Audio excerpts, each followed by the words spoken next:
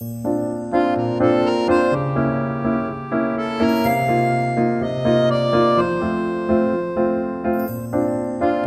20일) 수요일 새벽 설교 방송입니다. 오늘의 말씀은 누가복음 7장 18절부터 35절입니다.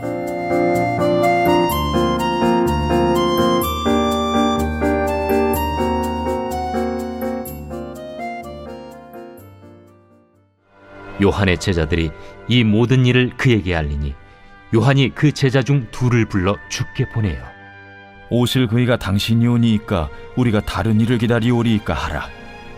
그들이 예수께 나아가 이르되 세례 요한이 우리를 보내어 당신께 여쭈어보라고 하기를 오실 그이가 당신이 오니까 우리가 다른 일을 기다리오리이까.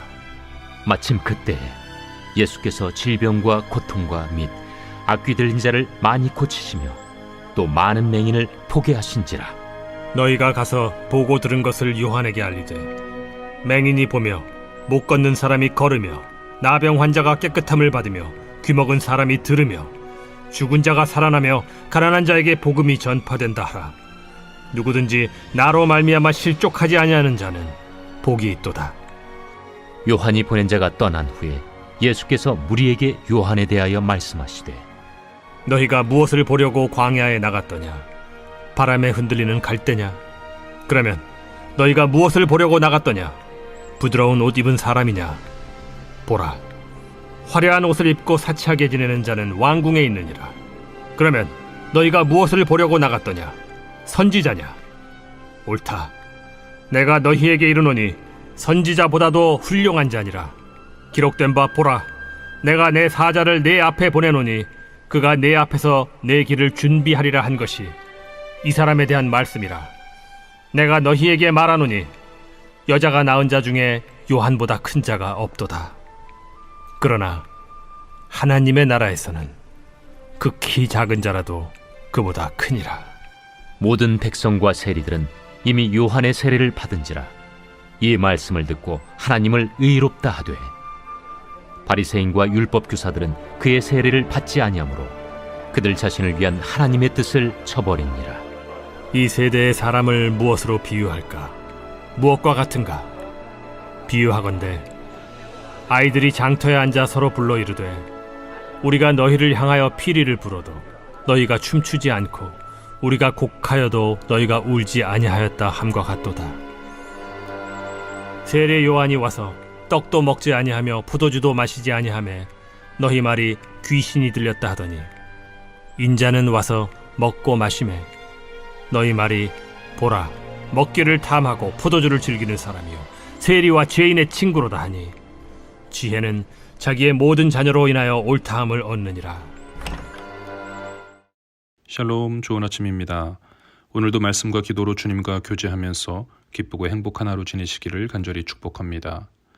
우리가 주님의 말씀을 아침마다 묵상하고 말씀으로 기도하면서 지내는 것이 굉장히 중요한 일입니다. 물론 나를 향한 주님의 말씀이요 또 나를 향한 주님의 음성으로 받아들이겠다는 그 믿음의 고백이 함께 해야겠죠. 그러면은 나를 향한 하나님의 뜻을 깨닫게 되고요 또 주시는 은혜를 받게 되고 순종하며 주님의 백성으로 살게 됩니다. 우리 모두가 날마다 그렇게 살아야 할 텐데요, 그 핵심은 예수님의 말씀이고 예수님이 행하신 일입니다. 예수님의 십자가 복음과 부활의 복음과 고쳐주시고 살려주신다는 생명의 복음과 재림의 복음입니다. 예수의 이름에 이 모든 능력이 있다는 것을 믿고 예수님께 주목하는 것이 우리 신앙의 핵심이라는 것입니다. 그러므로 우리가 늘 예수님을 바라보면서 예수님 중심으로 신앙생활을 해야 합니다. 예수님의 말씀을 진리의 말씀으로 받아들이고 예수님께서 가시는 그 길이 생명의 길이라는 것을 믿는 영적인 감각이 살아있어야 합니다. 여러분 모두가 오늘 하루도 예수의 이름으로 승리하시기를 바랍니다. 오늘 본문을 묵상하면서 우리가 기도해야 하는 것은 예수님께 주목하게 하옵소서, 예수님의 모든 것을 믿음으로 받아들이는 영적인 감각을 주시옵소서, 그래서 예수님께 반응하는 성도로 살게 해달라고 기도하시기 바랍니다. 사람마다 영적인 감각이 있습니다. 예민한 사람도 있고 무딘 사람도 있습니다. 무감각한 사람도 많습니다.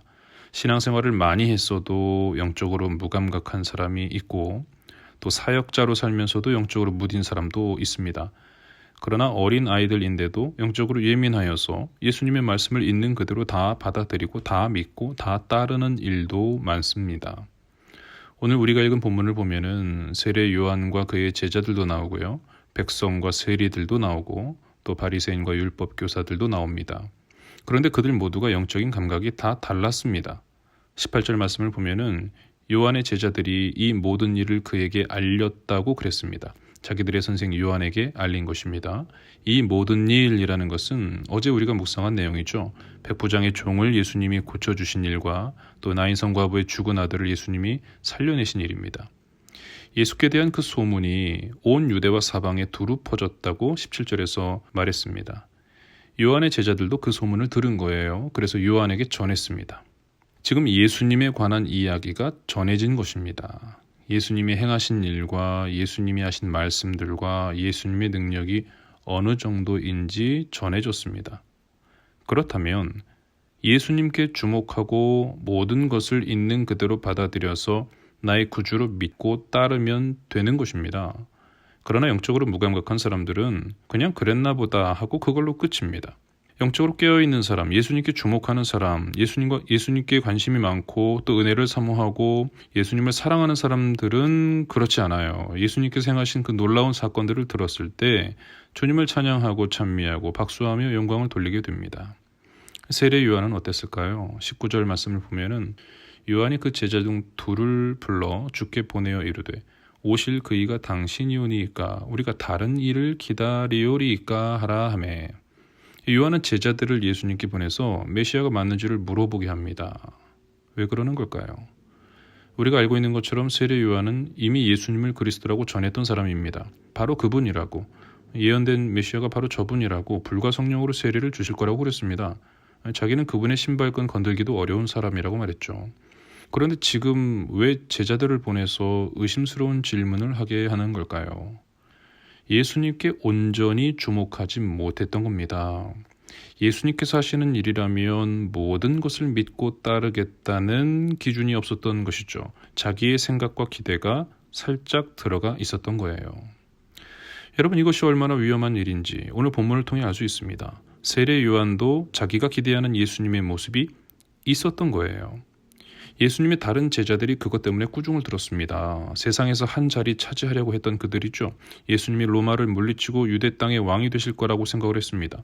자기들이 기대했던 예수님의 모습이 따로 있었던 겁니다. 세례 요한이 물론 그 정도는 아니었습니다. 요한은 영적인 사람이었죠. 이 세상에서 한 자리 차지하는 그런 일에는 관심이 전혀 없었습니다. 이미 자신에게 있는 그 기득권과 성공의 비전을 다 포기한 사람이었습니다.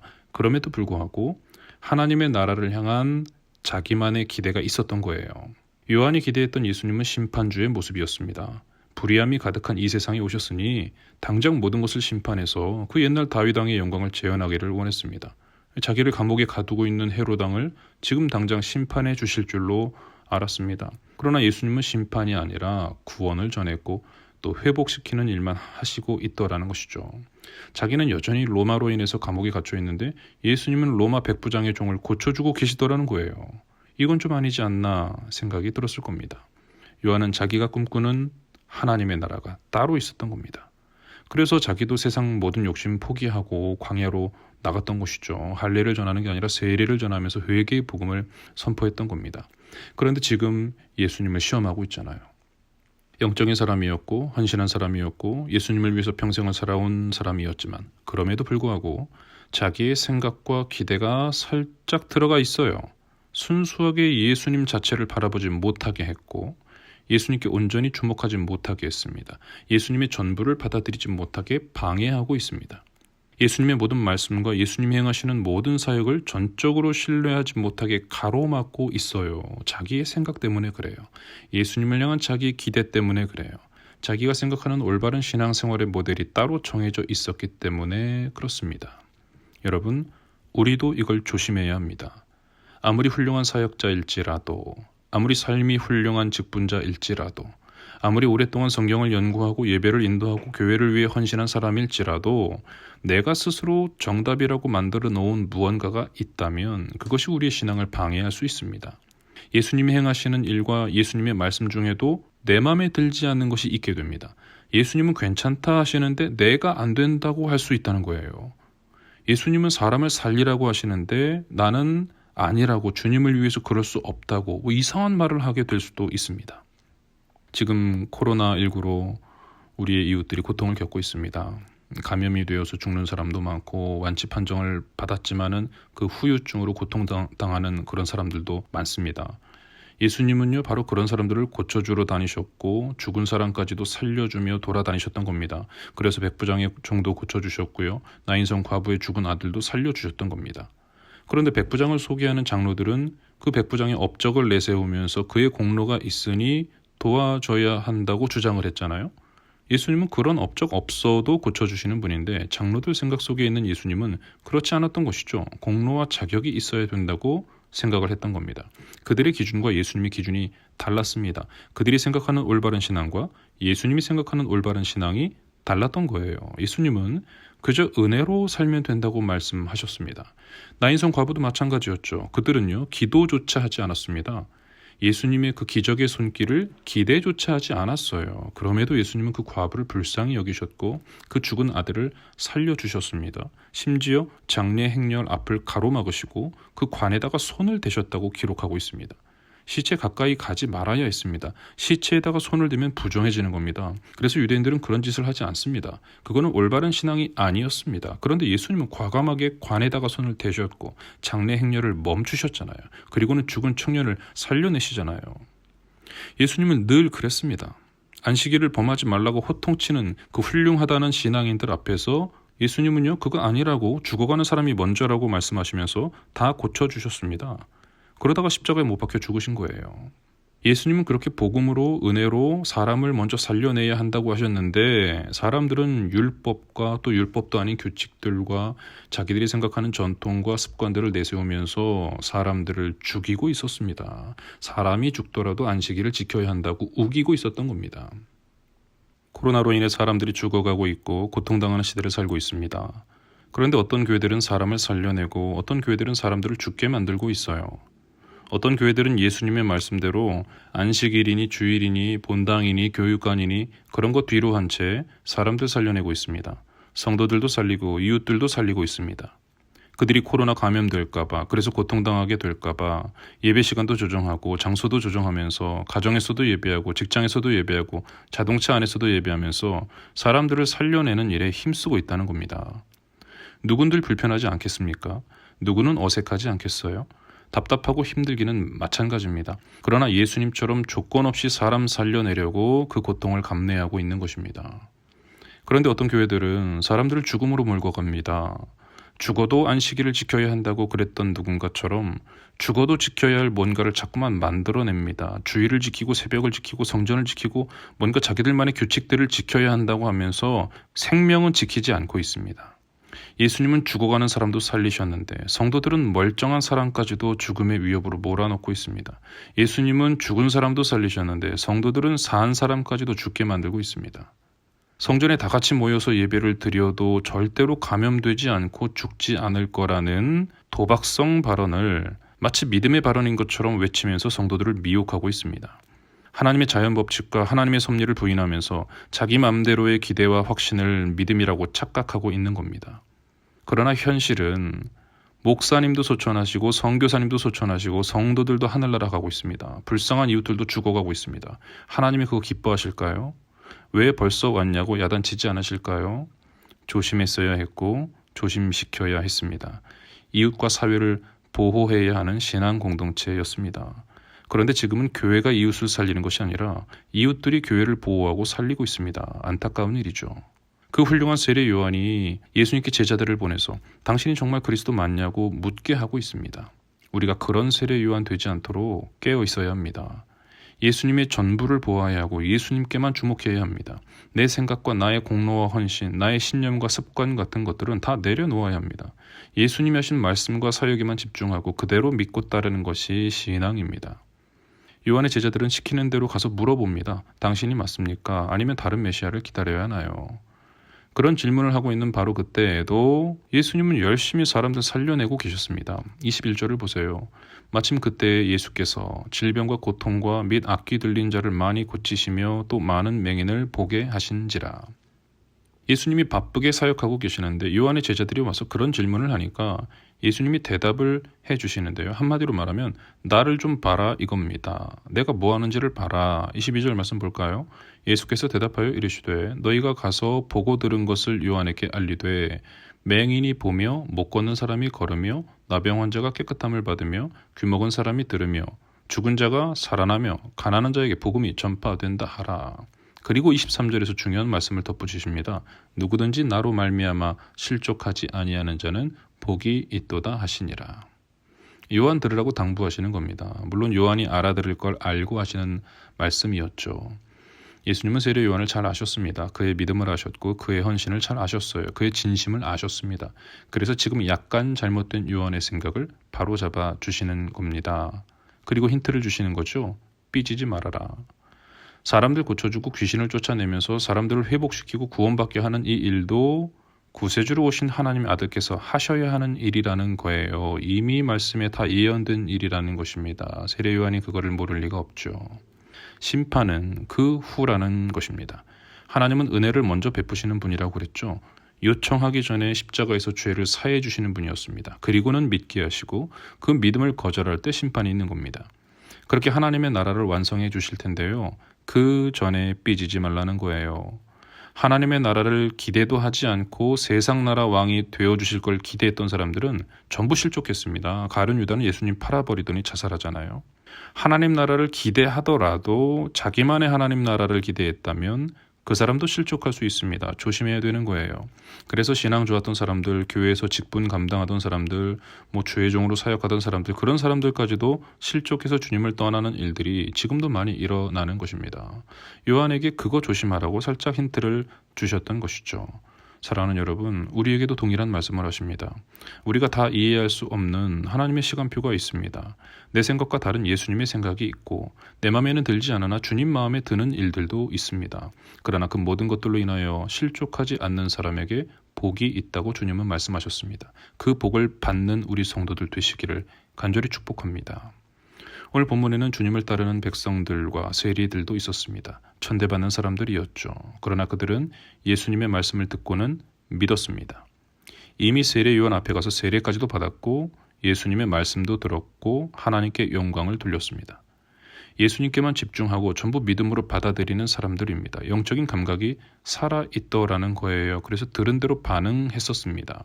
그런데 바리새인과 율법 교사들은 그들과 달랐습니다. 요한의 세례도 받지 않았고 예수님의 말씀도 듣지 않았습니다. 받아들이지 않았다는 것입니다. 자기들의 고집과 전통과 생각을 꺾지 않았습니다. 그들 눈에 예수님은요, 신성 모독죄를 범하고 있는 사람일 뿐이었습니다. 영적으로 무감각한 사람들이었던 거죠. 29절과 30절 말씀을 보세요. 모든 백성과 세리들은 이미 요한의 세례를 받은지라. 이 말씀을 듣고 하나님을 의롭다 하되 바리새인과 율법 교사들은 그의 세례를 받지 아니하므로 그들 자신을 위한 하나님의 뜻을 저버리니라. 안타까운 말씀이 나옵니다. 그들 자신을 위한 하나님의 뜻을 저버리니라 그랬습니다. 나를 향한 하나님의 뜻을 받아들이고 이루어드리는 사람이 있는가 하면 나를 향한 하나님의 뜻을 거부하고 저버리는 사람도 있더라는 거예요. 영적인 감각이 살아있느냐 죽어있느냐 그 차이일 것입니다. 예수님께 집중해서 예수님의 그 모든 말씀과 사역을 믿고 따를 것인가, 건강하게 반응할 것인가, 아니면 나의 생각과 나의 마음에 집중해서 나의 길을 고집하고 갈 것인가. 사랑하는 성도 여러분, 영적으로 늘 깨어서 예수님께만 주목하는 성도가 되시기를 바랍니다. 이 아침에 말씀과 기도로 깨어서 하루를 시작한 우리 성도들에게 하늘의 복이 부어질 것이라고 저는 믿습니다. 영적인 감각이 살아있기 때문이죠. 그러나 주시는 말씀을 다 받아들이실 때의 일입니다. 예수님께서 그 세대의 사람을 비유로 말씀하셨습니다. 32절을 보세요. 비유하건대 아이들이 장터에 앉아 서로 불러 이르되 우리가 너희를 향하여 피리를 불어도 너희가 춤추지 않고 우리가 곡하여도 너희가 울지 아니하였다 함과 같도다. 아이들은요, 결혼식 놀이도 하고 장례식 놀이도 했습니다. 이쪽에서 피리를 불면 저쪽에서 춤을 추는 거예요. 결혼식 놀이를 하는 거죠. 이쪽에서 곡을 하면 저쪽에서 가슴을 치며 우는 흉내를 내는 거예요. 장례식 놀이를 하는 겁니다. 그런데 피리를 불어도 춤을 추지 않고 곡하고 있는데도 울지 않는다면 그 놀이는 재미가 없겠죠. 같이 놀 수가 없습니다. 그래서 너희들 뭐 하는 거냐고, 너희들하고 같이 안 놀 거라고 그냥 집에 가버리는 거죠. 그 아이들과 같다는 겁니다. 세례 요한은 심판을 말했잖아요. 금식하면서 심판을 피할 수 있는 그 회개의 복음을 전했습니다. 장례식 놀이에 비유하는 거예요. 예수님은 구원을 말씀하셨습니다. 죄인들과 같이 식사를 하시면서 누구든지 주님의 신부가 될 수 있다는 복음을 전했습니다. 결혼식 놀이에 비유하는 거예요. 그런데 사람들이 세례 요한에게도 반응하지 않고 예수님에게도 반응하지 않더라는 것이죠. 30절에서 말했던 그 바리새인과 율법 교사와 같은 그런 사람들을 말하는 것입니다. 그들은 장례식 놀이도 망쳐놨고 결혼식 놀이도 망쳐놨습니다. 세례 요한도 공격했고 예수님도 공격했던 겁니다. 세례 요한이 금식할 때는 귀신 들린 거 아니냐고 그러더니 예수님이 죄인들과 함께 식사하실 때는 또 식탐이 충만하다 이렇게 비난하는 거예요. 이러면 이런다고 저러면 저런다고 비난을 위한 비난을 했던 것입니다. 하나님의 뜻을 전혀 받아들이지 않는 것이죠. 33절과 34절을 보겠습니다. 세례 요한이 와서 떡도 먹지 아니하며 포도주도 마시지 아니하며 너희 말이 귀신이 들렸다 하더니 인자는 와서 먹고 마시매 너희 말이 보라 먹기를 탐하고 포도주를 즐기는 사람이요 세리와 죄인의 친구로다 하니. 그러니까 무슨 말씀을 전해도 믿지 않고 받지 않는 사람들이었습니다. 부정적인 사람들이었습니다. 원망과 불평으로 사는 사람들이었고 자기들의 고집으로 살고 자기들만의 신앙으로 살았던 사람들이죠. 자기만의 교회, 자기만의 하나님 나라가 따로 있었습니다. 자기들이 기다리는 구세주까지도 따로 있었습니다.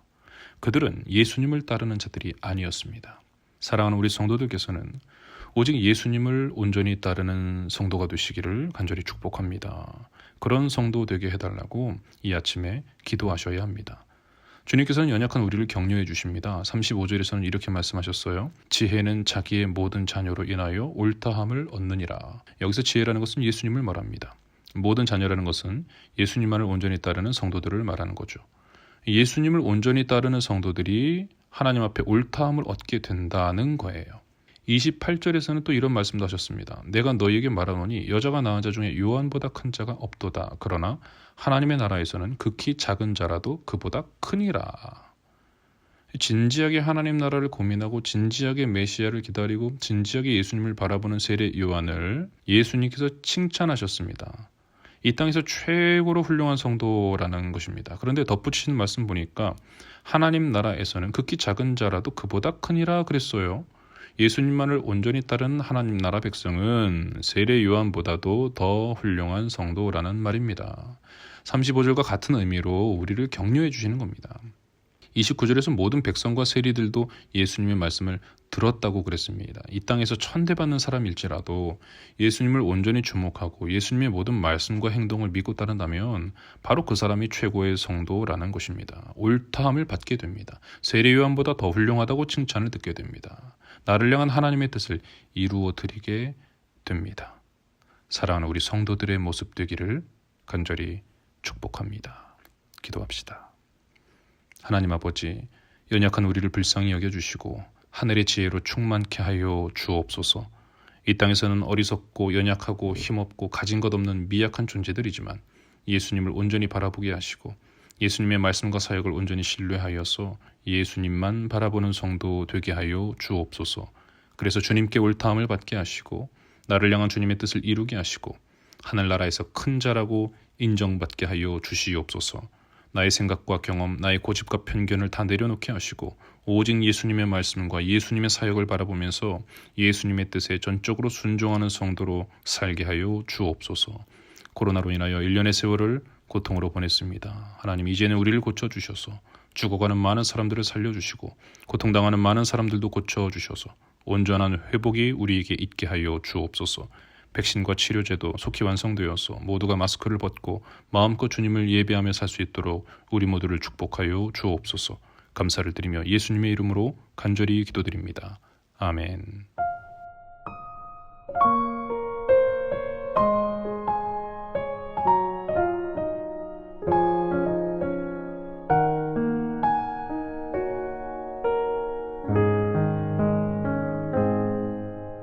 말씀 앞에서 경외함으로 주께 홀로 섭니다.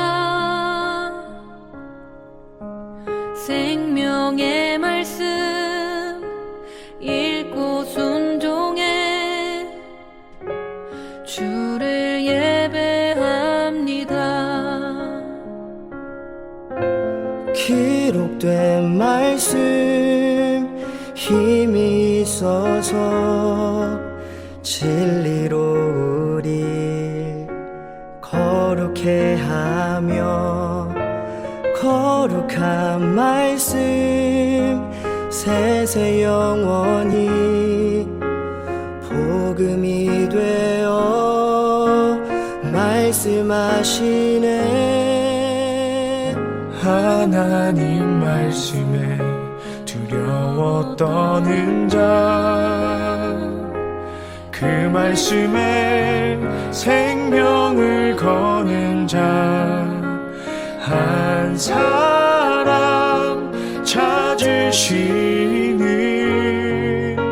주님의 약속을 믿어. 하나님 말씀에 운명을 거는 자, 순종하며 주 따라가는 자, 영원한 하나님 나라 이뤄갈 주의 교회여 일어나라.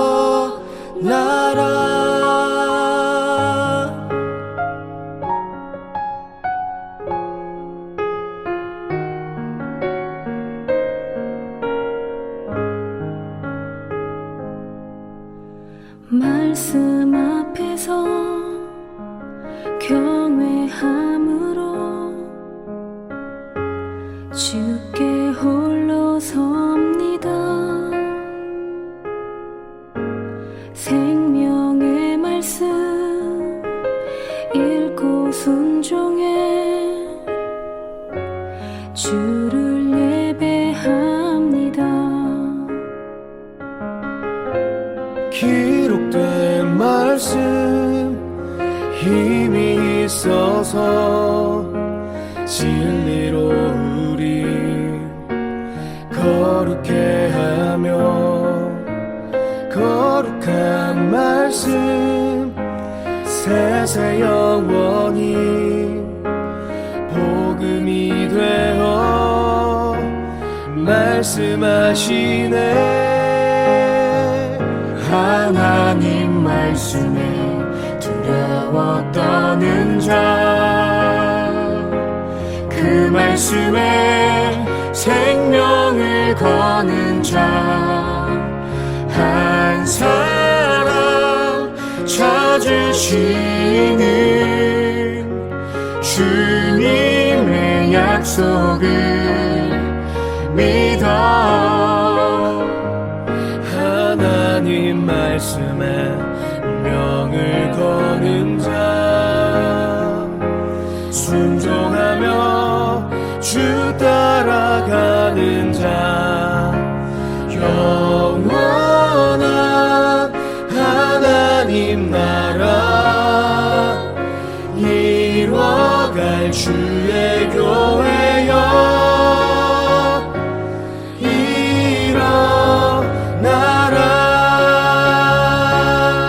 주 말씀은 우리를 구원에 이르는 지혜이니 목숨과 내 뜻 다해 그 말씀에 복종하라. 하나님 말씀에 두려워 떠는 자, 그 말씀에 생명을 거는 자, 한 사람 찾으시는 주님의 약속을 믿어. 하나님 말씀에 운명을 거는 자, 순종하며 주 따라가는 자, 영원한 하나님